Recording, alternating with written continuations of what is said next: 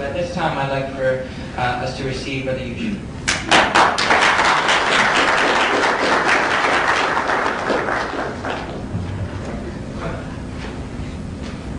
Assalamu alaikum, and to my non-Muslims, welcome.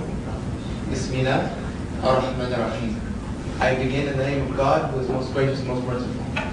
I don't know if I will be able to tell you a story quite as colorful as the one you just witnessed, or as interesting. I'll do my best to attempt, God willing, inshallah. As the brother introduced me, my name is Yusha Evans, or some people know me as Joshua Evans. It's the same thing. The two words are synonymous. Yusha and Joshua are synonymous. Yusha is Arabic, Joshua is English. But they both are the very same name, Joshua. And I changed my name when becoming Muslim. Since I am short of time, because I did get trapped in some very serious traffic, I'm going to try to be very quick and tell you a really, really long story in a very, very short amount of time. So bear with me if I speak too fast. Feel free to raise your hand and tell me to slow down, throw something at me, whatever you feel is necessary. I was born and raised in Greenville, South Carolina in a very, very strict religious Methodist upbringing. I was raised by my grandparents who, as they say, old-fashioned.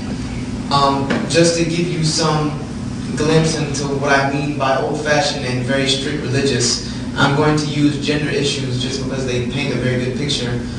When it came to girls, when I reached the age of puberty and started becoming interested in girls and not thinking they just had cooties, girls were a no-no in my house. Not so much a no-no as a sense that if I wanted to have a girl over to the house, it had to be an appointment set. My grandmother and grandfather had to know they were coming.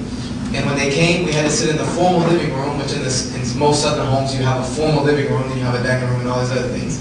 The formal living room, and my grandmother either had to be present in the room, or we had to be in the room while she was in the kitchen, cooking whatever with the door wide open so that she could hear the conversation and what was going on. So that was the type of understanding that they had, and this was the type of strictness of the home that I grew up in. We were very religious in the sense that we went to church every Sunday. We went to church Sunday evenings and sometimes on Wednesdays. And then Wednesdays became more regular as I got more older. That was considered in the South very religious. You were considered a very good patron of the church if you went Sunday evening, and Wednesday. And that was not very difficult considering the fact that the church from my home was separated by two houses. You walk out of my house, you took a right, you passed one house, you passed another house, you walked straight into the wall of the church.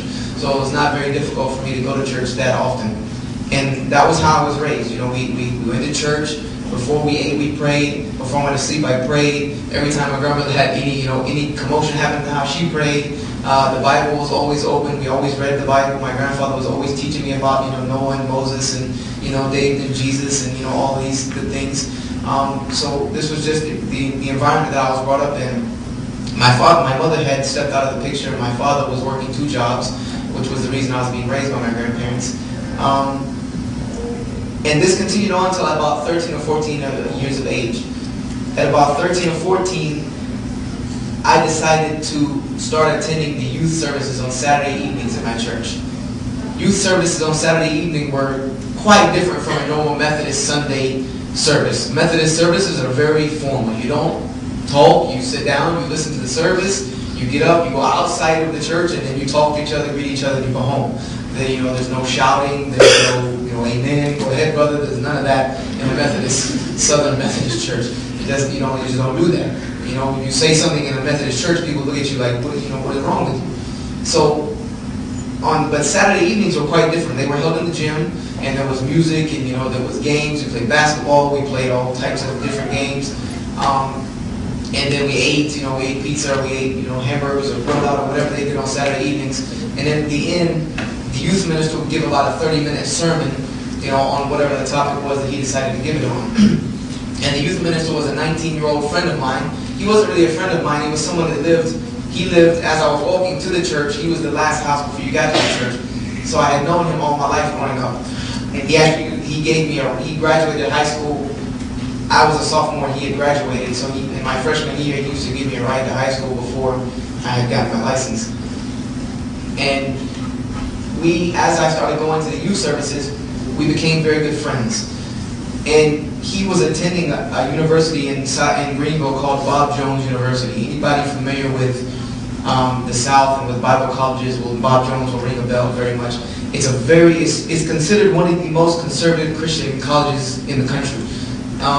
In the fact that men and women are separated at Bob Jones. You don't walk holding hands on campus. The women have to have there's a dress code for women. They have to wear clothes that are not revealing. They have to wear shirts that come to the ankles, shirt sleeves that come to the ankles, skirts that come to the wrists, skirts that come to the ankles. The men have to dress in an attire that is not, flashy and things of this nature. And so Bob Jones is very, very conservative, which fit along with the scheme of how I was raised. So I wanted to attend Bob Jones as well. And he was attending Bob Jones, and his major was textual criticism.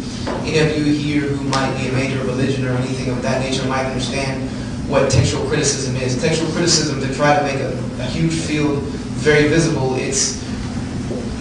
it's a study that takes many manuscripts, any type of manuscript. When it comes to Christian textual criticism of the Bible, it takes manuscripts of the Bible, which we know just of the New Testament, there are hundreds and hundreds and hundreds and hundreds of thousands of copies of the New Testament. The book of Matthew might have 50, 60, 70, hundreds of thousands of copies. And none of these copies are exactly the same.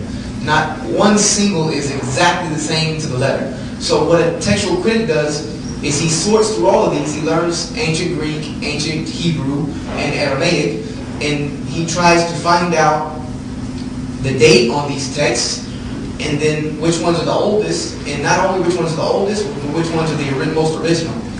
And that what makes it so complex is that the oldest might not be the original, because the oldest might have been a copy that was copied from an altered text, and then that was copied and copied and copied and copied and copied. Or you might have the newer text, the newest one might have been copied directly from the original, so it might then in turn, even though it's the newer text, be the most original.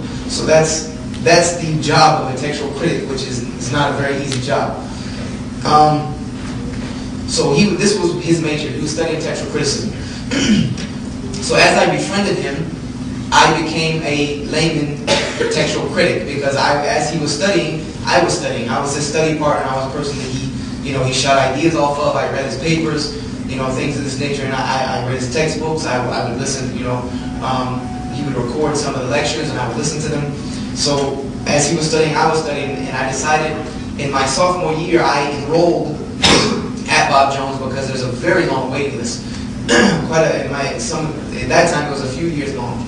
So I had already enrolled at Bob Jones and already decided my major was going to be textual criticism. And since that was the case, me and him together decided to take up a study of the Bible.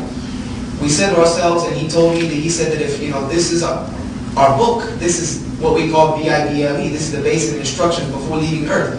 Therefore, if this is the book, this is the Bible, we need to study it, we should know it, because this is what is going to get us into heaven. This is what is going to give us the guidelines and the evidences of the salvation of Jesus Christ. This is the evidence, this is the proof of it. So he said we need to know this book. So we began studying the Bible, and we started from Genesis 1:1. And we decided we're going to read through it from beginning to end, beginning to end, beginning to end. So in doing this on my own, as he was going to school and things of this nature, he had a job also. He was going a little slower than me. It took me, in the whole period that I did this, I read through it about 6-7 times in about a period of 3 years. 2.5, 3 years, I went through it 6 or 7 times. And the Bible is a pretty big book. I will give it that. It's a pretty long read. But if you focus on it, and if you grew up in the environment that I grew up, that after school you did your schoolwork, and that was about it.